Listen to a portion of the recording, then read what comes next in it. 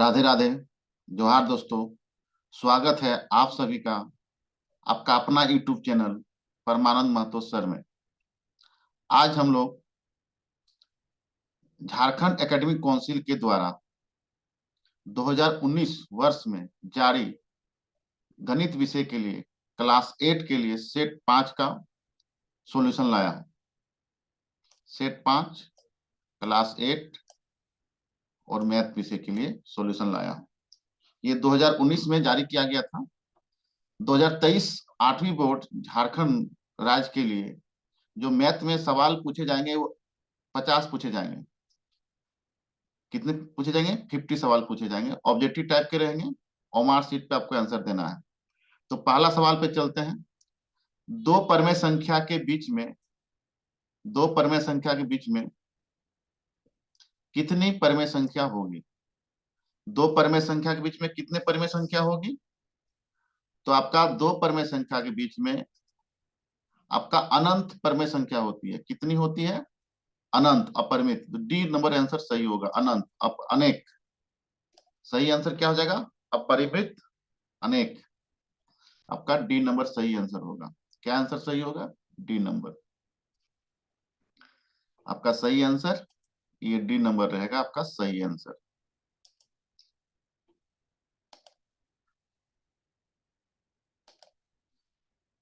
सही आंसर आपका हो जाएगा ये। अब देखिए अगला सवाल क्या है। 2 नंबर पे 3.5 का वर्ग होगा। जैसे ही वर्ग बोलता है अपनी संख्या से दोबारा उसको गुना कर देना है। तो चलिए देखते हैं हम लोग। अब इसको गुना कीजिए। 3.5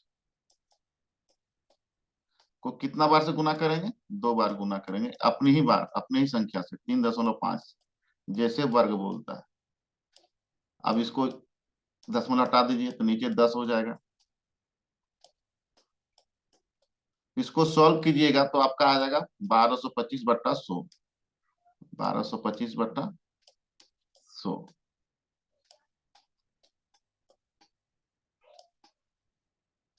इसके बाद इसको सॉल्व करने के बाद इसका कितना आ जाएगा आंसर? 12.25। तो आपका सही आंसर क्या हो जाएगा?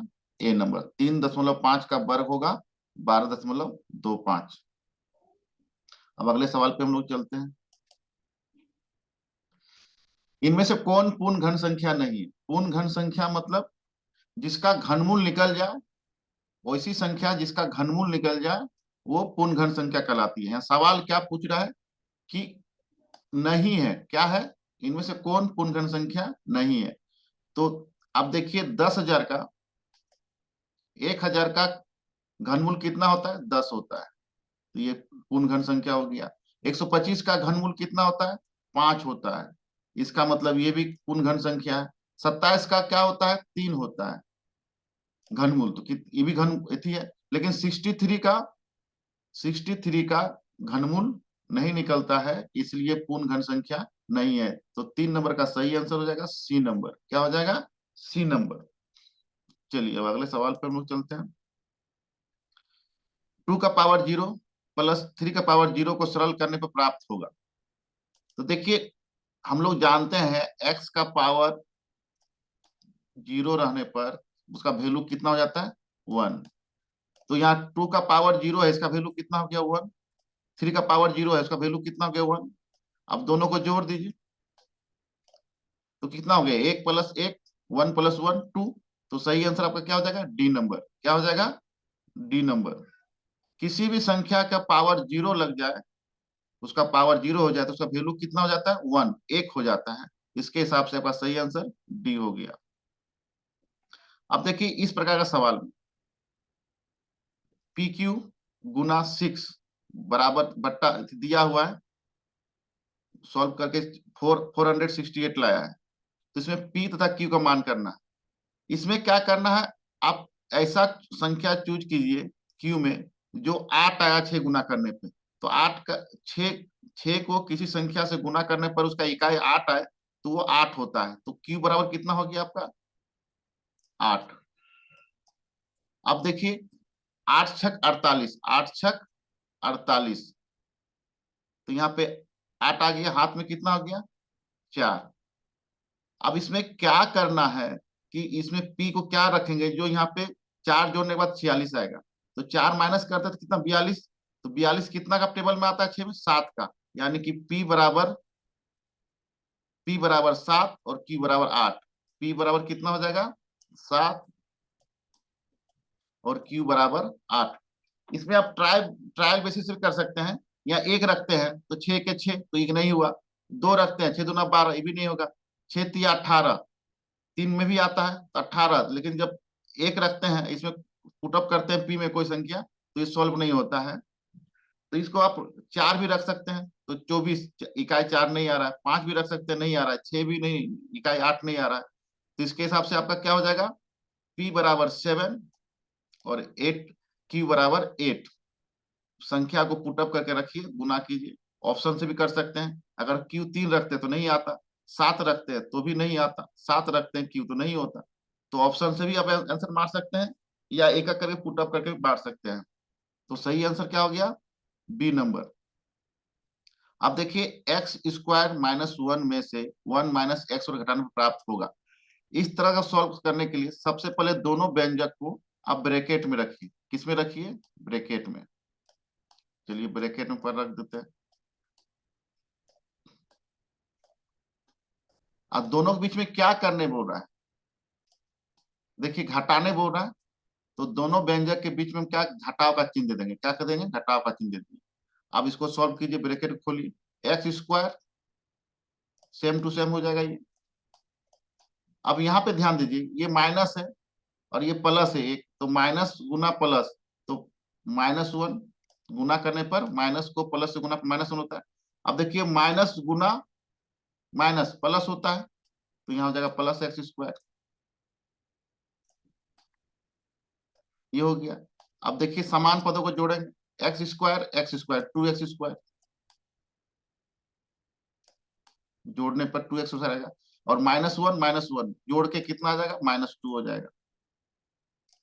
जब सेम साइन रहता है तो जोड़ते हैं, और जो साइन रहता है उसको चिपका देते हैं, तो दोनों का साइन सेम है, -1 माइनस जोड़ दिए, और इसका साइन क्या माइनस, उसको चिपका दिए, तो 2x स्क्वायर -2। इसका ऑप्शन में देखिए आपका बी नंबर सही आंसर होगा, बी नंबर सही आंसर। अब अगला चलते हैं, गुणनखंड है 8q माइनस 2a का गुणनखंड करना है।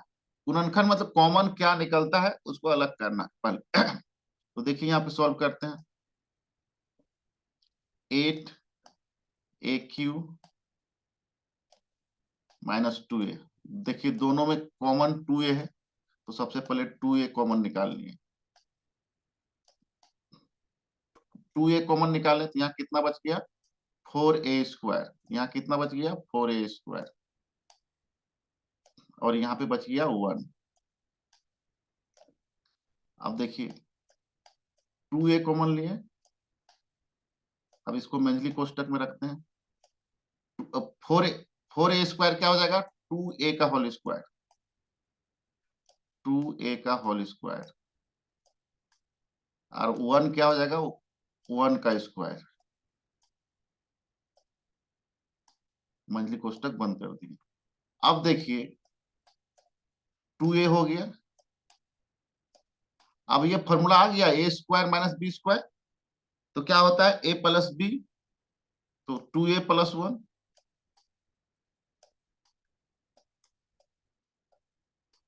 ब्रैकेट बंद। अब दूसरा क्या हो जाएगा 2a माइनस 1,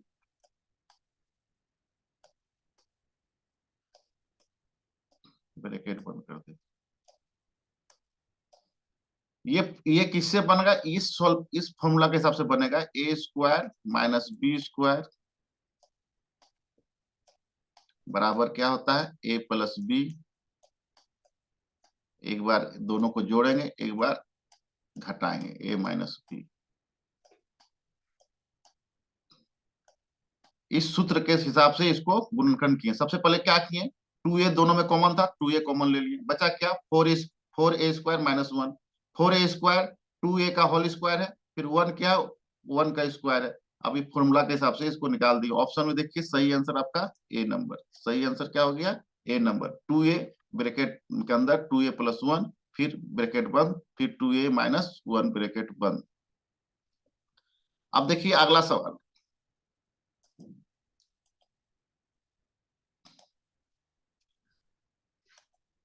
अब देखिए क्या बोल रहा है कि 16 बराबर y+4 को हल करने पर क्या प्राप्त होगा। तो चलिए 16 y+4।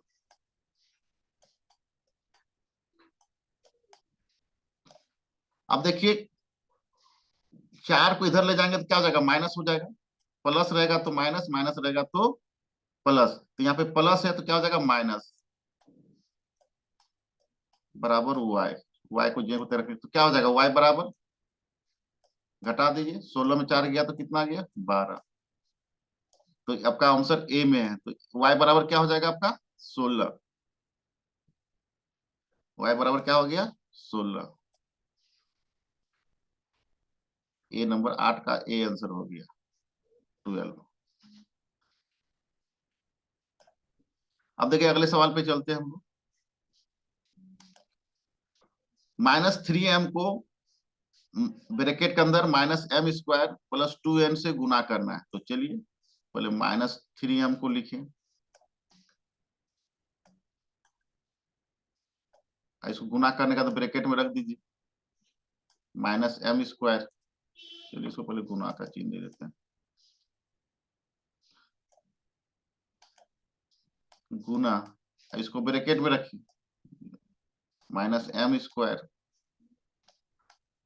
+2n।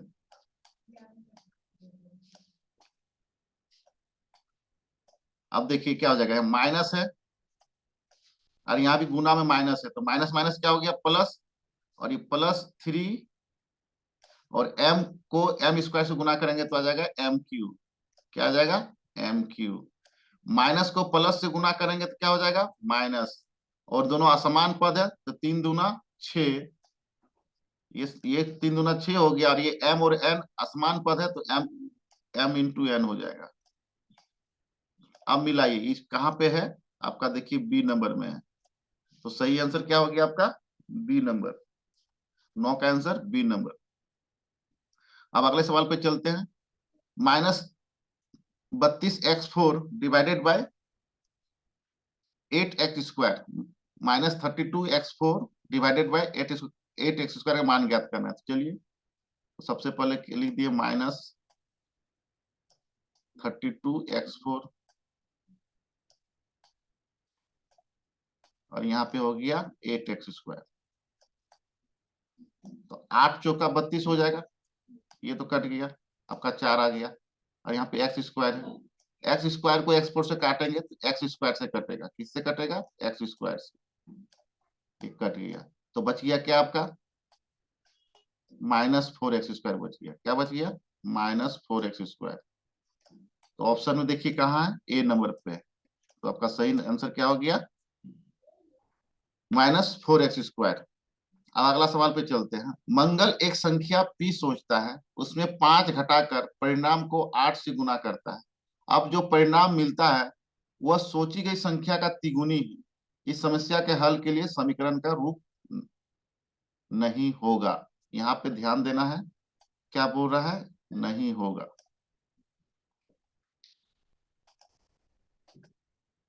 कौन सा नहीं होगा, तो ए तो होगा। सबसे पहले हम लोग सोचते हैं, सोच लिए, क्या सोच लिए, संख्या p सोचते हैं। यहाँ ऑप्शन में x से कर दिया है, x के हिसाब से किया है तो हम लोग x सोचते हैं। प्रश्न में p दिया हुआ है, सोचने के लिए बोल रहा है, लेकिन ऑप्शन में सब x दिया हुआ है तो हम लोग x सोचते हैं। x सोचे, x सोच लिए, कोई संख्या x हो गया, उसमें 5 घटाकर, 5 घटा दिए, परिणाम को, परिणाम को 8 से गुना करना है। जो परिणाम प्राप्त हुआ, x-5 प्राप्त हुआ, उसको 8 से गुना करना है। ये 8 से गुना कर दिए, ये हो गया।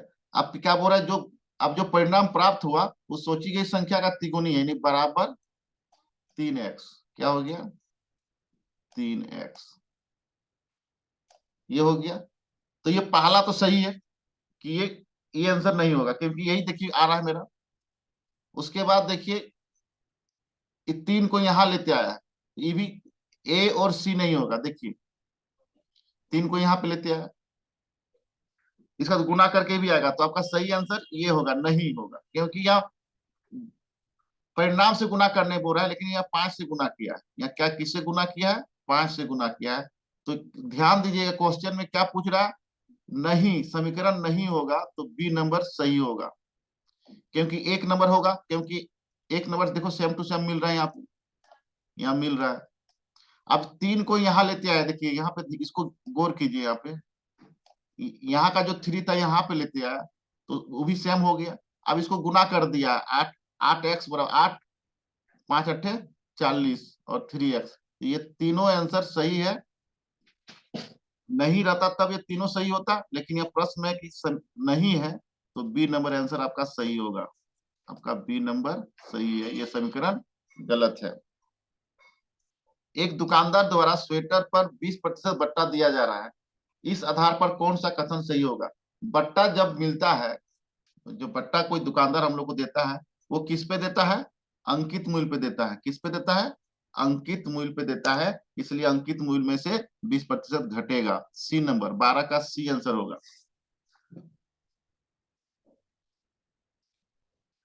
एक दर्जन केले का मूल्य 30 रुपया है, तो 360 रुपये में कितने दर्जन केले मिलेंगे? तो 30 रुपया में एक दर्जन मिलता है, कितना मिल रहा है? एक दर्जन केला। एक ही नियम से बनाते हैं, तो 1 रुपया में कितना केला मिलेगा? 1/30 केला। और हमारा कितना पैसा है? 360 रुपया। कितना है? 360 रुपया है। तो 360 रुपया में कितना केला मिलेगा? तो 1/30 गुना 360, एक शून्य कट गया। अब 12 तिया 36, यानी कितना दर्जन केला मिलेगा? 12 दर्जन केला मिलेगा। कितना दर्जन मिलेगा? एक ही नियम से बनाइएगा। एक दर्जन केले का दाम 30 रुपया है, तो 360 रुपया में कितने दर्जन मिलेंगे? तो 12 दर्जन मिलेंगे। अब देखिए इनमें से कौन सा समूह का नहीं है, एक जैसा कौन नहीं है? तो देखिए आयतन नहीं है। क्या है? आयतन नहीं है। घन, घनाभ और शंकु क्या है? 3D आकृति है। क्या है? 3D आकृति है, इसलिए एक जैसा है। और सी आयतन है, जो सबका आयतन होता है, घन, घनाभ, शंकु सबका आयतन होता है। तो ये एक जैसा कौन है? 3D है इन लोग, ये तीनों क्या है? 3D आकृति है, इसलिए आंसर क्या हो जाएगा? आयतन नहीं होगा। इस समूह का नहीं कौन है? आयतन। अब देखिए इसमें 15 सवाल में पूछ रहा है कि इसमें x का मान कितना होगा। देखिए सभी कोण क्या है? बहिष्कोण है। क्या है? बहिष्कोण। और हम लोग जानते हैं कि किसी भी बहुभुज के बहिष्कोणों का योग कितना होता है? 360 डिग्री होता है। किसी भी बहुभुज का बहिष्कोणों का योग कितना होगा? 360 डिग्री होगा। तो 360 डिग्री होगा, तो देखिए इसको जोड़ दीजिए, 60, 110, 170, इसको जोड़िए पहले, सबको जोड़िए पहले, उसके बाद 360 से माइनस कर देंगे हम लोग, आंसर आ जाएगा 110 plus 60 plus 75 plus x, x equal to 360 degree. अब देखिए इसको जोड़िए, 5, 5, 7, 6, 13, 1, 14 का 4 और 245 और 360 प्लस एक्स, इसको सॉल्व कीजिएगा तो x बराबर कितना आएगा? आपका 115 आएगा। x बराबर कितना आएगा? 115 डिग्री। 245 उधर ले जाइए, घटा दीजिएगा, तो कितना आ जाएगा? 115। याद रखिएगा, किसी भी बहुभुज के बहिष्कोणों का योग कितना होता है? 360 डिग्री होता है। उसके हिसाब से इसको निकाले हम लोग, तो 115 सही आंसर है, 15 का सी।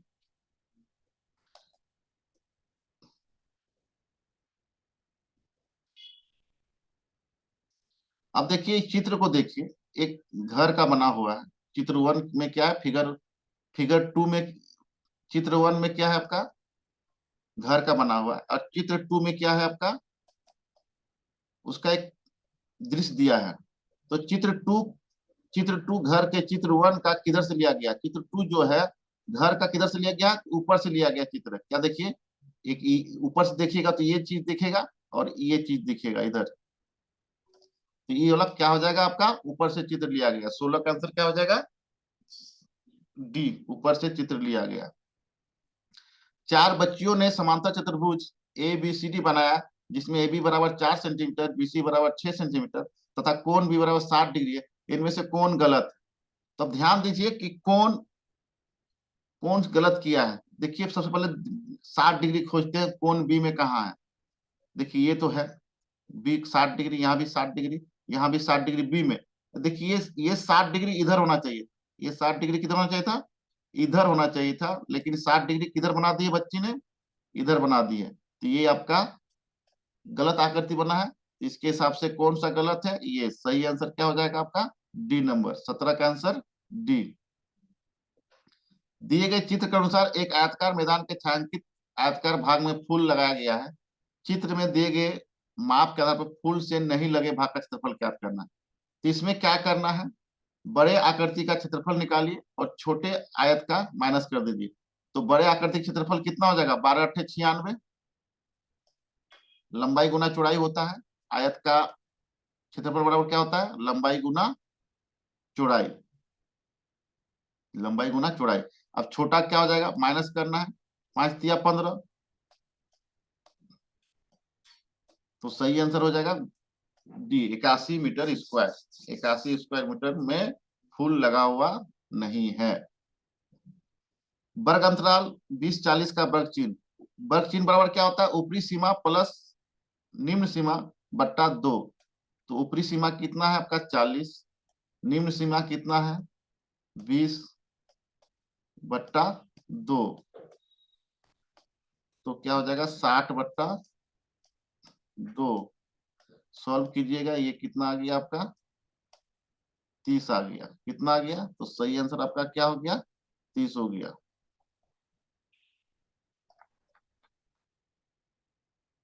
सही आंसर कितना आ गया आपका 19 का सी।